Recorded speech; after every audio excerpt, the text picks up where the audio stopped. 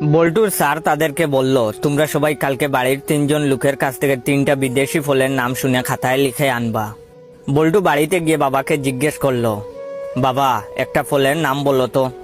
বাবা বললেন, তোর এইসব আজাইরা পেঁচাল শোনার সময় নাই। বল্টু এটা লিখে নিল। তারপর বল্টু তার দাদুকে বলল, দাদু বিদেশি একটা ফলের নাম বলো তো। দাদু বললেন, তুই একটা পাগল। বল্টু তাও লিখে নিল। এরপরে বল্টু তার ভাইয়ের কাছে গেল, গিয়ে বলল, ভাইয়া একটা ফলের নাম বলো তো। তার ভাইয়া বলল, তোর কথা শোনার সময় নাই, আমার গার্লফ্রেন্ডের সাথে দেখা করতে যেতে হবে।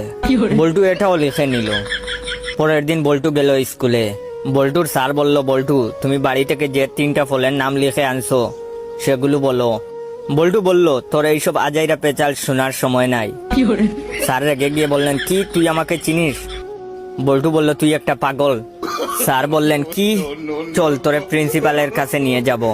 তখন বল্টু বলল, তোর কথা শোনার সময় নাই, আমার এখন আমার গার্লফ্রেন্ডের সাথে দেখা করতে যেতে হবে।